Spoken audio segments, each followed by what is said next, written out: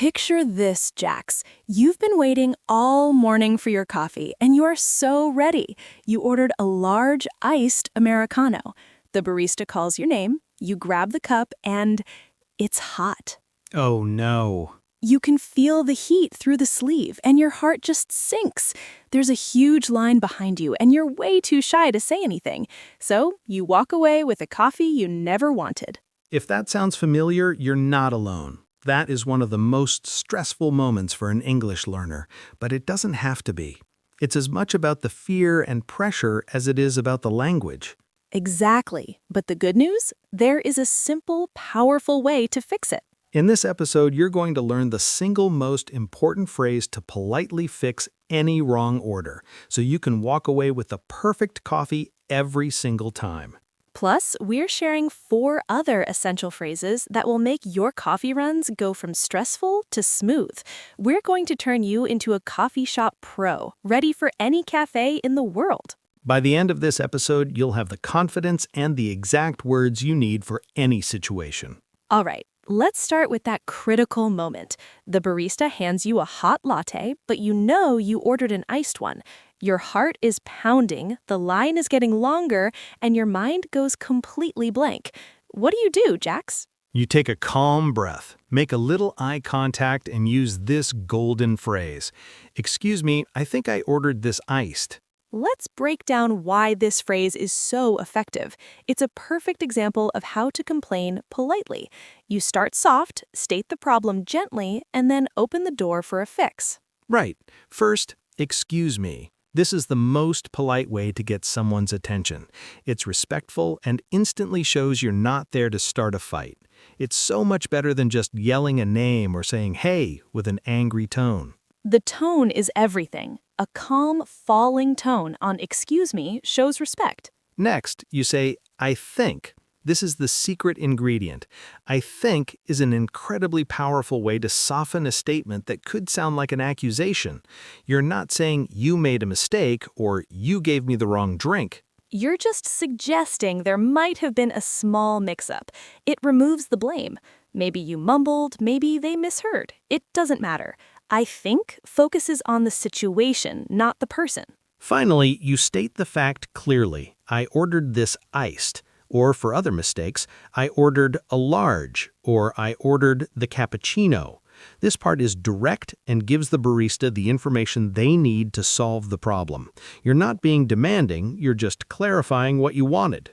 Let's put it all together and practice a few variations. For a hot drink instead of iced, "Excuse me, sorry to bother you, but I think I ordered this iced." Or if you got the wrong size, "Hi, sorry, I think there might be a small mistake. I ordered a large."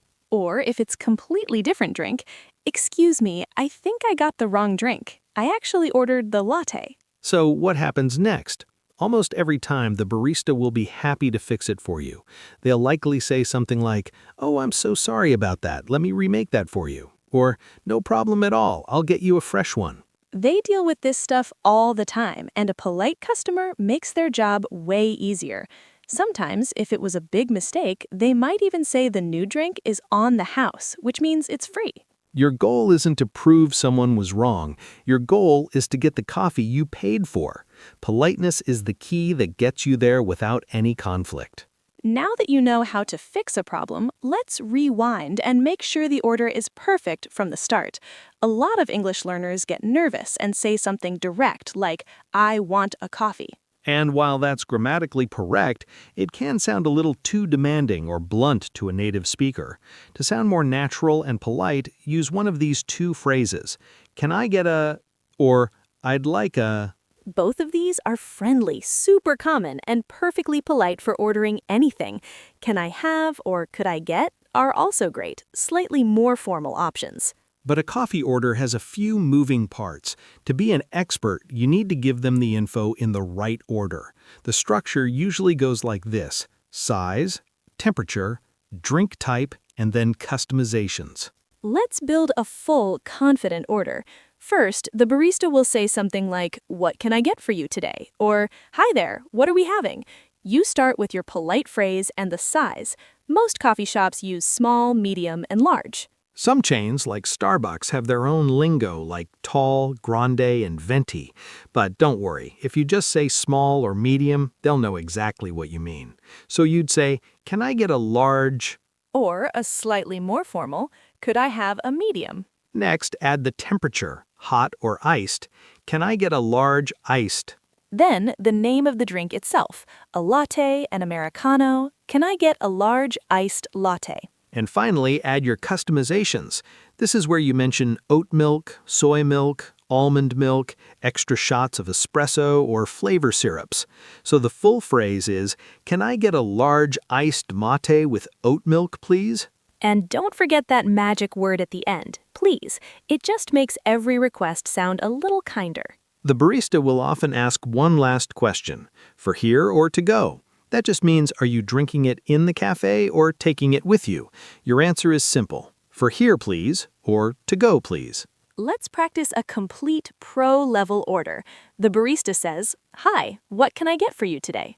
And you say, "Hi, I'd like a medium hot cappuccino with soy milk for here, please." See? Simple. Using this structure makes your order super clear and confident, which means there's less chance of a mistake in the first place. You've placed your perfect order and the barista tells you the total. Great, that'll be $4.50. Time to pay. This part can also cause a little anxiety, especially when it's busy. A simple and really effective phrase here is, "Here's my card. That's all for me, thanks." Let's look at this. "Here's my card," or "Here's cash," clearly states how you're paying. And the second part, "That's all for me, thanks," is a really natural way to signal that your order is complete. If the barista asks, "Anything else for you?" this is the perfect polite answer. During payment, a couple of other things might happen. The barista might ask for your name to write on the cup. "Can I get a name for the order?" Just say your name clearly. You might also see a tip jar or an option to tip on the card machine. In the US, tipping is common in coffee shops but not always required. If you pay with cash and want to leave a tip, you can just pop the change in the jar or say, "Keep the change." Using a smooth payment phrase like this keeps the whole interaction flowing and shows you understand the rhythm of a coffee shop. This next one isn't for survival, but it's the key to moving from just surviving to actually connecting. Coffee shops are social hubs, and a little bit of small talk can make the whole experience better for you and the barista. If the moment feels right and the barista isn't totally swamped, you can use a simple, friendly observation, something like, "Busy today, isn't it?" or "How's your day going?" These phrases are light, open-ended, and show you're friendly. Commenting on a shared situation, like a long line or the weather, is a classic and safe small talk topic. You could say, "Wow, it's packed in here," or "It's freezing out there today." The barista will probably give a short, friendly reply like, "It sure is," or "Going well, thanks. How about you?" This quick, positive interaction makes you seem like a friendly, confident person, not just another customer. You could also compliment the cafe by saying something like, "It smells amazing in here." The key to good small talk in a busy place is to keep it brief. You're not trying to start a deep conversation, just adding a little moment of human connection. It shows your English isn't about just transactions, it's about interaction. Okay, you've ordered, you've paid, maybe you've even made some small talk. You're about to enjoy your perfect coffee, but you realize you need one more thing. Maybe it's the Wi-Fi password, or maybe you need to find a seat. This is where our final all-purpose phrase comes in handy.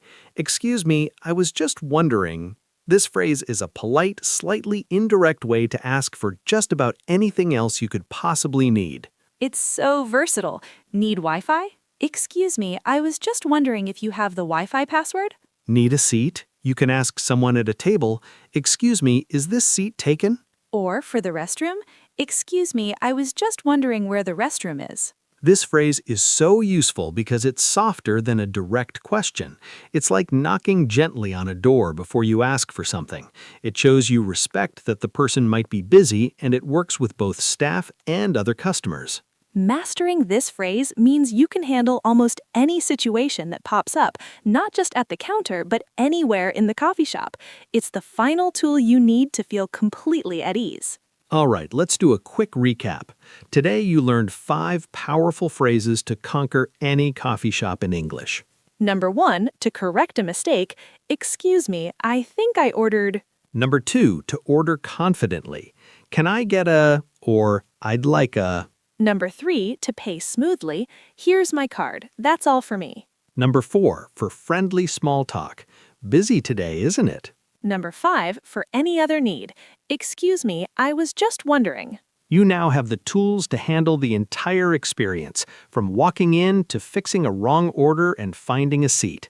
The most important thing to remember is that it's okay to make mistakes, and it's always okay to politely ask for what you want.